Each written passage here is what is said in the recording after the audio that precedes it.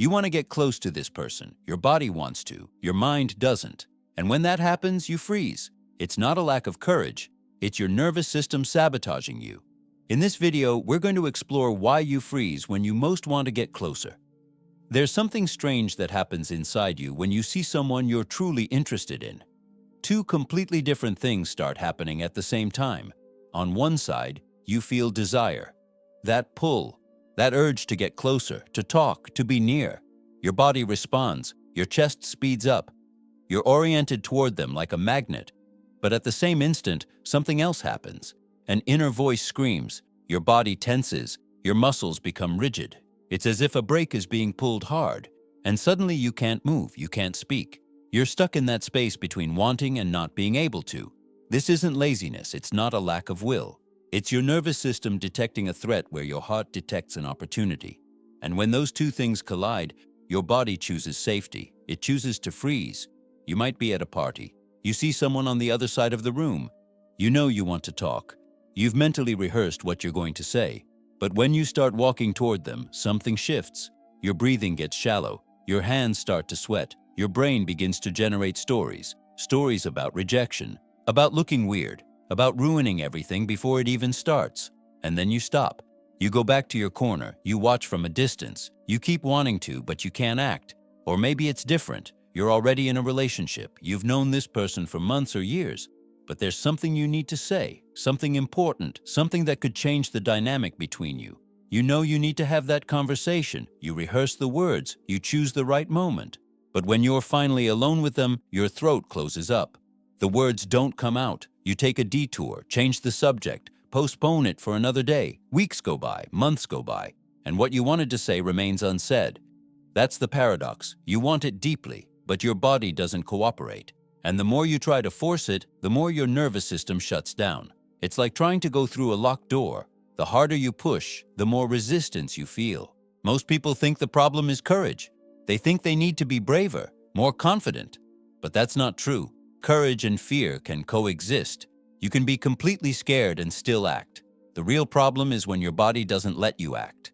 When there's a disconnection between what you want and what you're able to do. That disconnection comes from a very specific place. It comes from insecurity about what you represent to that person. From doubt about whether you're enough, whether your value is real, whether you deserve to be close to them. It's not a rational doubt. You may intellectually know you have value, but emotionally, there's something screaming that you're not worthy, that you'll be rejected, that you'll disappoint. And that scream is so loud that it paralyzes you. Here's the part no one talks about. That insecurity doesn't come from nowhere. It comes from old stories, from moments when you were rejected, from times when you felt invisible, from situations where you tried to get close and were turned away. Your body memorized those experiences. And now, whenever there's a possibility of connection, your nervous system recalls those moments and says, be careful, this could hurt again. It's protection. But it's a protection that traps you. The strange thing is that the more you want something, the more your body may sabotage you. Because the greater the desire, the greater the fear of loss. If you didn't care, there would be no fear. But you do care. And it's precisely because you care that your body freezes.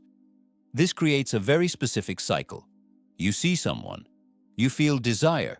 Your body detects risk. You freeze. You feel frustrated with yourself. You blame yourself for not acting. That blame reinforces the insecurity. And the next time you see someone interesting, the cycle starts again, stronger. Every time you don't act, you're telling yourself that you're not capable, and your body believes it. But there's something important here that many people don't understand. This freeze response isn't a defect. It's not a sign that you're weak or inadequate. It's a sign that you're dealing with something very real, with the vulnerability of being seen, with the risk of rejection, with the possibility of not being enough, and that's human. Completely human. What makes all of this more complex is that you can be aware of it. You can rationally understand why you freeze. You can understand the psychology behind it. You can read all the articles about confidence and security, and still, when the moment comes, your body freezes, because understanding is not the same as changing. Knowledge is not the same as integration. You can know why you freeze and still be completely stuck. There's something that happens when you finally manage to approach despite the fear. Something shifts. It's not that the fear disappears.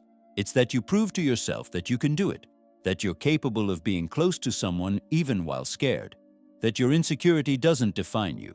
But that only happens when you act despite the fear, when you walk toward the person even with shaking legs, when you speak even with a weak voice, when you allow yourself to be seen even knowing you might be rejected.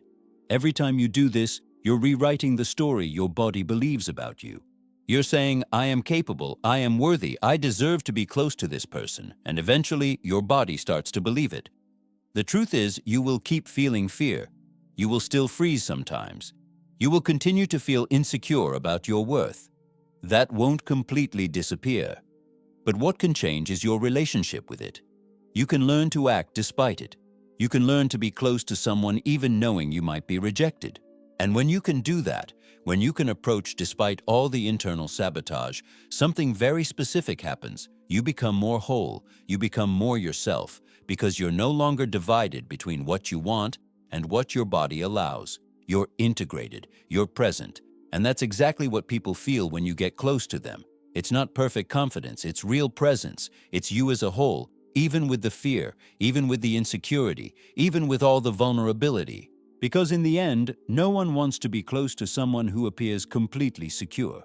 What people really want is to be close to someone who is real, who is a little scared, who tries anyway. So the next time you feel that block, that freeze, that internal sabotage, remember, it's not a sign that you can't do it. It's a sign that you truly care. And that in itself already means something. If you freeze when trying to get close to someone, comment here. How does this show up in your life? At a party, in a relationship, what situation makes you freeze the most? I want to read your comments. And if this video resonated with you, if it touched something real, subscribe to the channel. More videos about the paradoxes no one talks about are coming every week.